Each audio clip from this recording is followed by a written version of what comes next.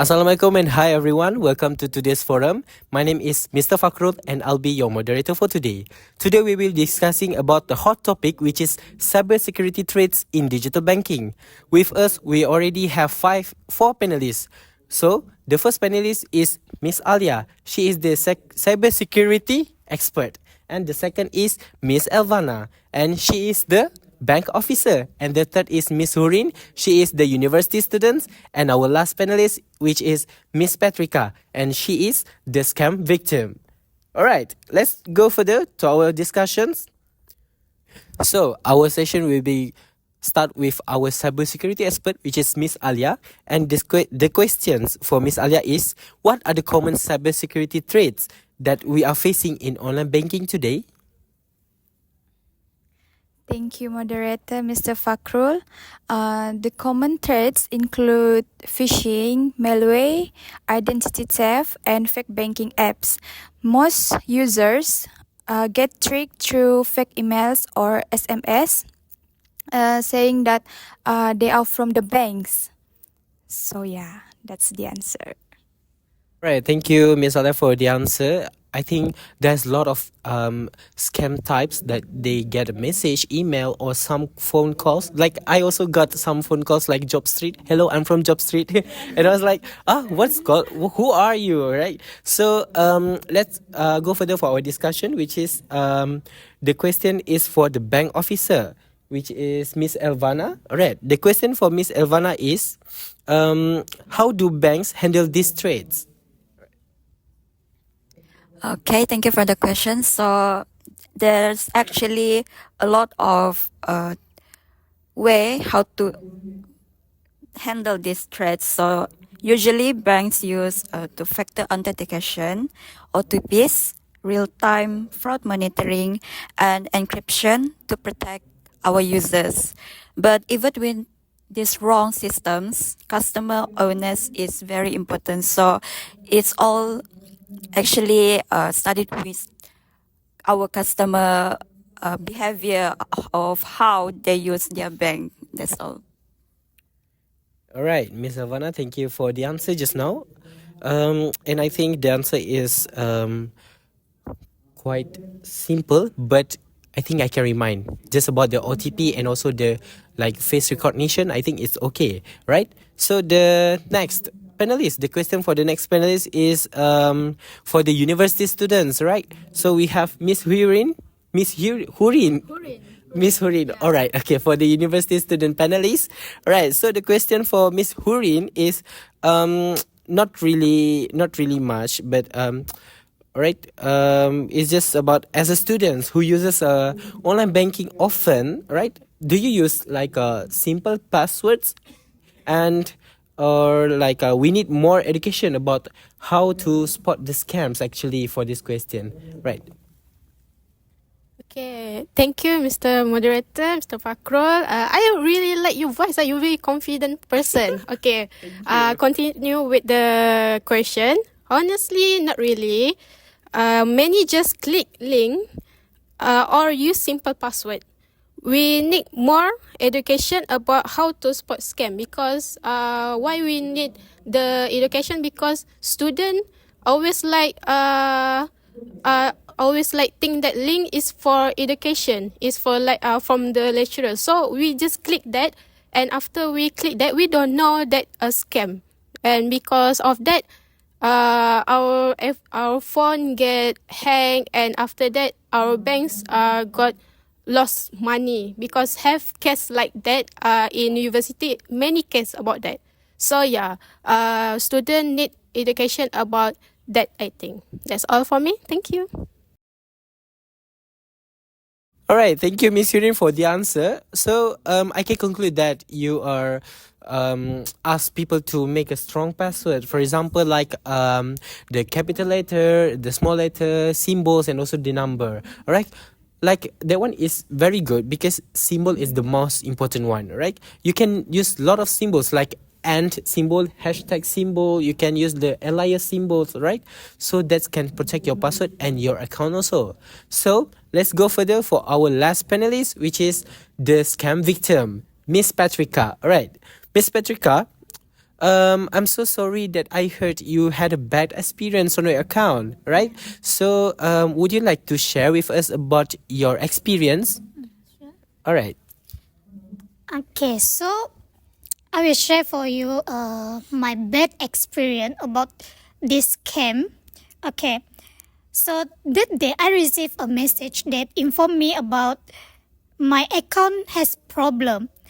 Then there was a link, so I clicked the link and enter my detail. I don't know why that day I just uh, did it and without thinking. So after I fulfilled the detail, later my 500 ringgit Malaysia was gone in my bank, and I was shocked. That was my careless, and I want to remind you all, please alert with that thing. Okay. All right. Thank you, Miss Patricia, just now. And I would like to conclude that your suggestion is for us to well prepare, all right? What will come, we cannot expect, all right? We have to prepare for our emergency. For example, like when the links suddenly come to our screen, we just don't simply click the link, right? Okay, so we move to our first panelist, which is the cybersecurity expert, and her name is Miss Alia. Right, the question for Miss Alia, would you like to share with us how we can overcome these traits? Thank you for the question, moderator. So, you can protect yourself by be more careful with messages or links after this. And always check if it's the real website, and don't share your OTP with anyone, even your family members, like the one you most trusted.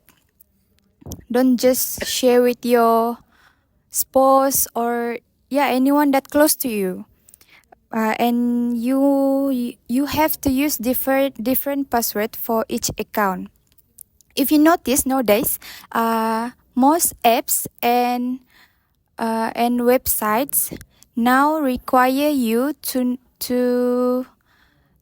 use password with special letter, with special Like the symbol. special symbols, numbers. So that's, I think, a good approach. I mean, good. Good enough. Yeah, good enough protect to, the account. yes. Correct. Oh. Right. Okay, that's all. All right.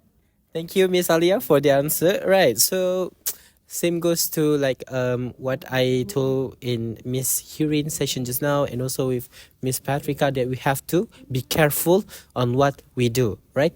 For the OTP, I think I got many OTP. Like suddenly the OTP comes to my phones and I get an call, right? Please share the OTP that I have sent to you. Or, who are you want to need my OTP, right? What is the purpose you need my OTP, right? So I don't give that one because I know you are the scammer. And we move to our next panelist, all right? And for the Miss Elvana, right?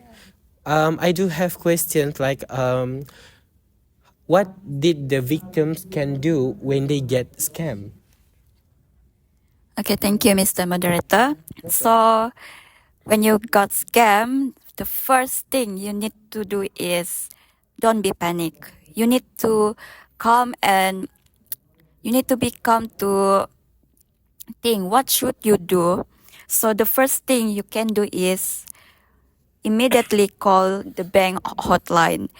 You can find the number on our official website or anywhere, especially on social media, Okay, so there's a lot of youngsters use social media right now. So I think you guys will immediately find this hotline anywhere. So the next thing, you should tell us what the problem you face. So if you got scammed, you should send us the details first, like your IC number, your name, your password, your key, like your family member, to us first, and then we can immediately proceed to freeze the account and proceed with investigation. So, and the most important thing is don't delay this thing. Just immediately contact us because time is very important. That's all from me. All right, thank you, Miss Elvana, for the answer. So, I heard that Miss Elvana asked us to send to her our details like our IC number, our password, our key, right? Is it you are the scammer? No, right? Oh no, okay. You will help us. Okay. For example, guys, if you need to freeze the account, it's not just simply like the bank can freeze the account. You have to report to the bank, and also the bank needs your authentication. Authentication like you have to authenticate yourself, right? You have to authenticate yourself like the bank is belongs to you and you are the owner of the bank, right? So that's why the bank needs your detail and the password and so on, right? The bank is not a scammer, right? Okay, you don't misunderstand. Aha. Okay, so let's share some tips from our each panelist, right? We have 4 panelists, and of course we can get 4 tips, all right, for forum today. So we start with Alia tips, which is she is the cybersecurity, and of course we need the tips from her, right? Okay, thank you. Once again, I'm not Mr. I'm Miss Alia, yeah? So my tips is always verify the source before clicking any bank links. So yeah, that's from me. All right, thank you, Miss Alia. What always verify the source before you click the link. All right, it's true, right? Suddenly you're not applied to the job street, then you get link from job street. How can you click that link? And also the helps from the governments, the 2 ringgit, 200 ringgit, it's already in your bank account and you click the link. No, it's wrong. Okay, you have to find the right article to click the link, right? So we need more tips from our second panelist, which is Ms. Elvana, the bank officer. Okay. So for the tips, here's a tip from me. You need to use your bank's official app, which means like if you use Bank Rakyat, don't use any other bank's application because it's not valid. Okay, so and the most important thing is don't share your OTP. Like Miss Alia said just now, don't share your OTP with anyone, even to your closest family members or your friends. Of course, don't share. That's all from me. All right, thank you. Everyone, you should hear that. Don't share your OTP even with your girlfriend or your boyfriend, all right? They might be your crocodile. They will eat you from the back. No, I'm just kidding. All right, we go for the tips. We need Miss Hurin. Do you have any tips? All right. I think I would like to hear your tips. What is your tip actually? Thank you, Mr. Moderator. I'm sorry. Okay, my tips is as a student, you should check your bank apps regularly for unsure activity because example, as a student, me always calculate my money in and out because if I check my account, I will always know where my money go and where my money out because if you check your bank account and have something happen, you always forget where you spend your money. So for me as a student, I always calculate my money in and out lah. Okay, that's all from me. All right, thank you, Miss Yurin, for the answer just now. All right, so what I can conclude for your talk, what your tips about your tips just now is you have to check your banks, and you have to make sure that there's no unusual activity actually, right? For example, like there has more than one devices logged into your account, so you can get the verification from the email. Oh, the email sends you the unusual activity from this device. All right, so that one is very important. You have to alert to your email. All right, you have to frequently check your junk email. All right, some of the email may go just to the junk and also the spam. So you have to check it very frequent, right? So the next is what the cash flow is very good because you just note the spend for daily spend. You can just do a notes and also you can calculate. All right, so you can check back to your bank account if the bank account not as expected you can report to the bank and ask for the bank statement, right? You can know with that type of way you can know where is your money goes to, right? So next we goes back to our scam victim, which is Miss Patricia. I very hope you will not be the scam victim for the future. Right, with that I need your tips also about how to protect yourself. Okay, everyone. I don't have much tips, but I want to remind you all to please be alert with any message or any link that you receive. And if something feels wrong, please don't do it. You must trust your instinct. Okay? That's all. All right, thank you, Miss Patricia. All right, so the tips is actually like just do more alert to your device, right? So I think that's all from me and our program director, right? So thank you all for the helpful discussion. And cybersecurity is everyone's responsibility. Let's bank smart and stay safe. And our program tagline is don't get scammed, get informed. Thank you and bye-bye. Don't get scammed, get informed. Bye-bye.